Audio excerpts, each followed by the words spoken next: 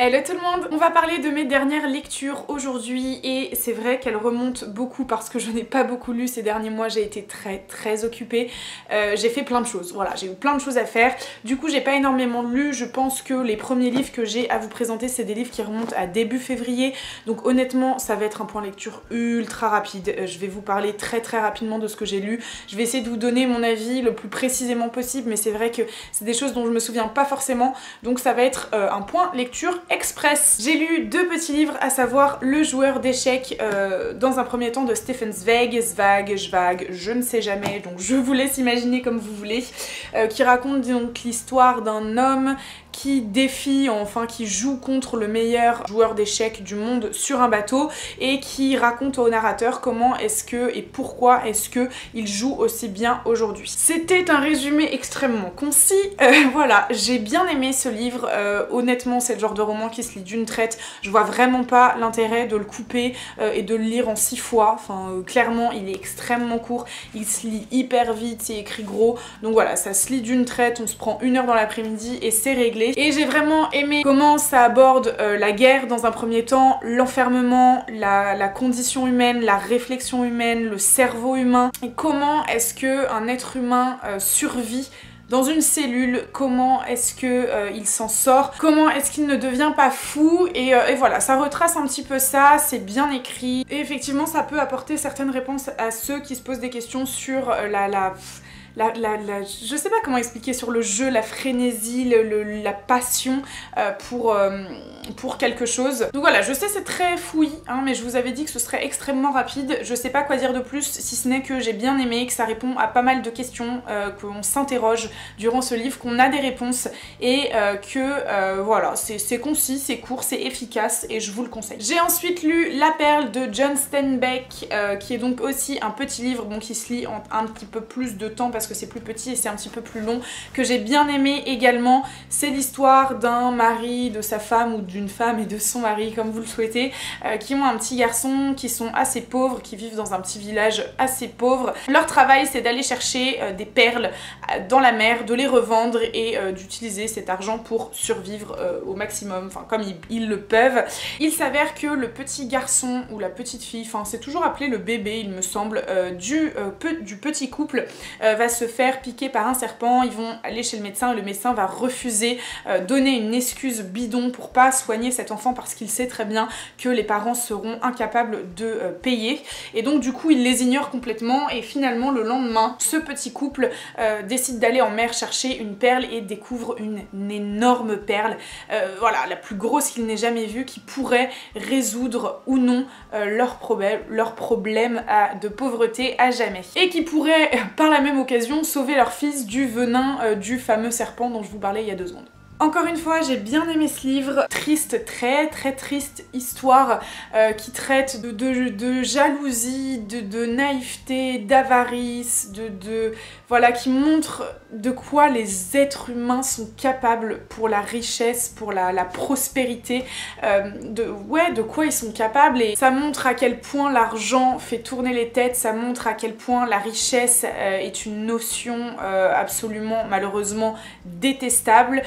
Ça parle d'inégalité entre les riches et les pauvres, enfin ça parle d'inégalité tout court en fait, d'inégalité financière et forcément inégalité dans la manière de vivre, dans le statut dans la société. Et on va suivre ce couple, et notamment cet homme qui devient dingue, voilà, qui devient fou avec cette perle et qui a peur de se la faire voler et qui prend tous les risques possibles et inimaginables pour la garder, pour en obtenir le plus d'argent possible, et qui va finalement le mener ou non à sa perte, mais voilà, voilà, c'est un livre qui montre vraiment l'avarice, l'envie de mettre la main sur de l'argent à tout prix, et être prêt à tout, et être prêt à tout gâcher humainement. Et voilà, c'était super intéressant comme livre. Encore une fois, ça se lit vite, c'est efficace, c'est percutant, c'est bien écrit, et puis les thématiques me touchent tout particulièrement,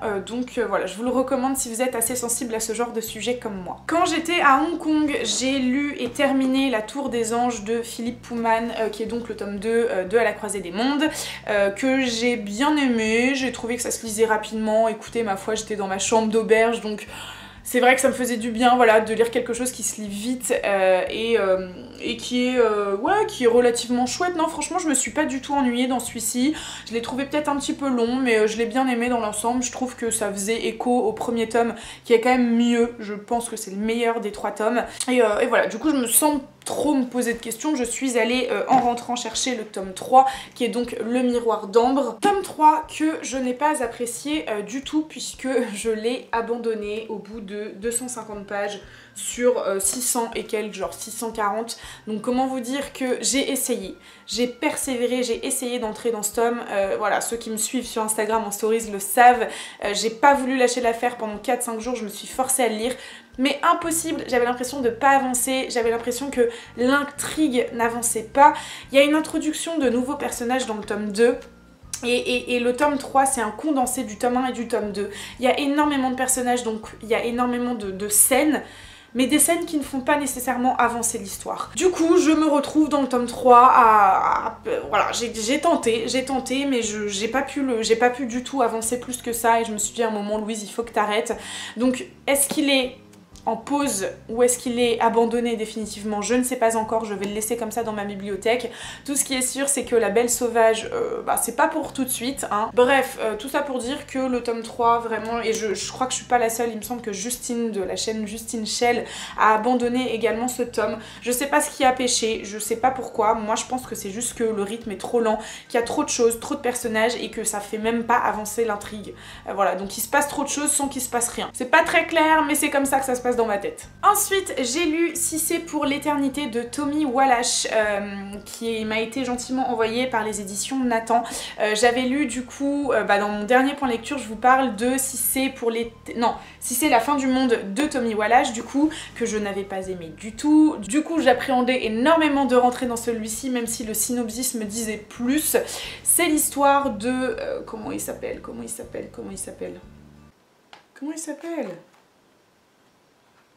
Parker, qui est un jeune homme de 17 ans, qui est un ado assez solitaire, voilà, qui s'en fiche un peu de tout le monde et qui est un pickpocket. Et il a l'habitude de traîner dans les hôtels pour voler l'argent aux gens les plus riches. Il vole de l'argent à une jolie jeune fille aux cheveux d'argent. Et malheureusement, il va être contraint de recroiser sa route et ils vont apprendre à se connaître et à se découvrir avec leurs différences, leurs grandes différences. Sachant que, et vous le savez dès le résumé, vous le savez dès les premières pages, Parker est muet. Et il ne parle plus depuis la mort de son père, donc ça fait 5 ans qu'il n'a pas dit un traître mot. Et voilà, il va découvrir Zelda, du coup, comme vous pouvez la voir sur la couverture. Cette jeune fille qui est très mystérieuse et qui est très old school, et on se demande un petit peu d'où elle vient et pourquoi est-ce qu'elle n'est pas comme toutes les autres adolescentes de sa génération. Écoutez, clairement j'ai bien plus aimé Si c'est pour l'éternité que Si c'est la fin du monde. J'ai trouvé ça beaucoup moins stéréotypé, bien qu'il y ait quelques clichés toujours. J'ai trouvé ça tendre, j'ai trouvé ça mignon en fait. C'est vrai qu'à certains moments, j'étais pas très à l'aise, je me disais bon, ça c'est moyen, c'est quand même très guimauve ou très... ouais, très jeunesse, parce que c'est la cible, hein. C'est vrai que c'est du young adulte. Mais dans l'ensemble, j'ai bien aimé, j'ai trouvé ça beaucoup plus fluide, beaucoup moins tiré par les cheveux que Si c'est la fin du monde. Et effectivement, malgré quelques passages qui m'ont un petit peu agacée, je me suis bien amusée. Voilà, c'est pas du tout un coup de cœur, c'est pas un livre absolument mémorable, mais c'est un bon moment de lecture. Les personnages sont attachants, ils sont originaux, et ça, c'est rare, malheureusement, de nos jours, dans, je trouve, en tout cas, hein, ça c'est mon avis personnel, dans les romans jeunes adultes. J'ai trouvé les personnages vraiment intéressants et vraiment taquins, vraiment... ouais, voilà, c'était tout mignon, c'était une histoire toute mignonne. Je sais plus trop si j'ai aimé la fin, je me souviens plus de la fin, voilà, pour vous dire à quel point ça m'a marqué. Ah oui, si, je me souviens de la fin. Ouais, une petite fin tristounette, mais c'était sympa. Voilà, je vous le recommande si vous aimez bien le jeune adulte, si vous avez envie d'une lecture détente, un peu originale, parce que c'est vrai que c'est pas quelque chose qu'on retrouve dans tous les romans. Ça reste du jeunesse, je me répète, je sais, mais voilà, ne vous attendez pas à voir un truc ultra complexifié de partout. C'est simple, mais c'est sympa à lire au printemps, pourquoi pas, voilà, dans votre jardin au soleil. Et enfin, pour la fin de cette vidéo, je vous présente également très rapidement Norma de Sophie Oksanen, que j'avais eu au petit déjeuner des éditions Stock l'année dernière. voilà, en mars 2017. En mars 2017. Donc ce livre m'a été offert par les éditions Stock, que je remercie comme d'habitude. Je trouve la couverture absolument sublime. Vraiment, elle est très jolie. Alors oui, shame on me, mais c'est pas ma faute, j'ai une rate chez moi qui a tendance à grignoter tout ce qu'elle trouve, et c'est vrai que le livre était accessible puisque ma pile à lire est en bas, donc elle a grignoté la couverture. Je suis dégoûtée, mais voilà. Donc si vous voulez voir l'intérieur de la jaquette, enfin sans la jaquette, c'est comme ça, c'est rose, et la petite tête de mademoiselle Sophie Oksanen, c'est cette demoiselle. Comment vous dire? Alors, je m'installe bien. Norma, c'est l'histoire. Alors, comment vous dire sans vous spoiler? C'est très compliqué parce qu'en fait on a l'impression que tout est mystérieux dans cette histoire et qu'il faudrait pas vous le dire pour pas que vous le sachiez, que vous plongiez dedans, même si je vous le recommande pas très honnêtement, mais j'y viendrai. Si vous voulez vous plonger dedans sans rien savoir. L'histoire de Norma, c'est donc une jeune femme, non, une femme, on sait pas trop en fait, qui vient de perdre sa mère, qui s'est jetée sous le train.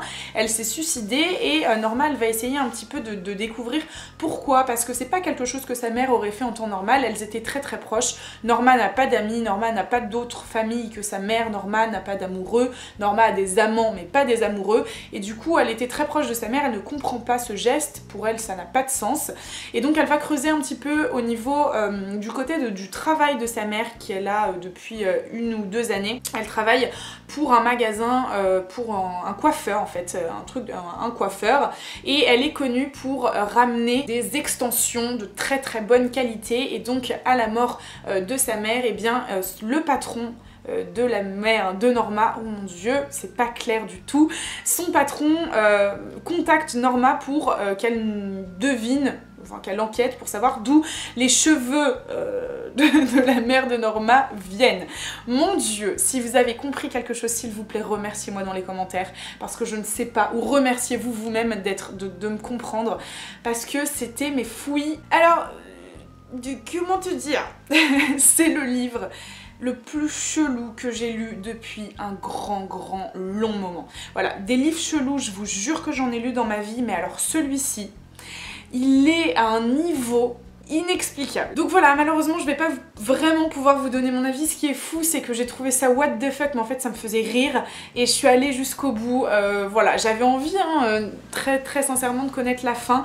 J'ai trouvé qu'il y avait des bonnes idées dans ce roman. Ça parle de mafia, ça parle de trafic, ça parle énormément du coup de l'exploitation de la femme, que ce soit au niveau du cheveu ou au niveau de la GPA. Je parle d'exploitation, j'y connais rien, hein. C'est une façon de parler, en tout cas c'est la manière dont c'est véhiculé dans ce roman-là. Et du coup, c'est vrai qu'il y avait des bonnes idées, mais alors vide de sens quoi. Vide de sens, vraiment. Ce livre était trop bizarre. Je peux même pas vous en dire plus. Si, je peux quand même vous le dire parce que c'est dit en 4e de couverture, Norma a les cheveux qui poussent tout le temps, tous les jours, et qui sont vivants, donc qui ressentent les émotions des autres, et en fait elle doit se les couper toute la journée. Tout le temps, parce que ses cheveux poussent tout le temps. Et donc c'est pour ça, d'une certaine manière, qu'elle a pas d'amis et pas de vie de famille, parce que elle est tout le temps obligée d'être chez elle à se couper les cheveux. Ça vous donne le ton un petit peu de l'étrangeté de ce roman. Et par rapport au résumé, au semi-résumé que je vous ai donné tout à l'heure, peut-être que vous pouvez vous douter un petit peu du schmilblick.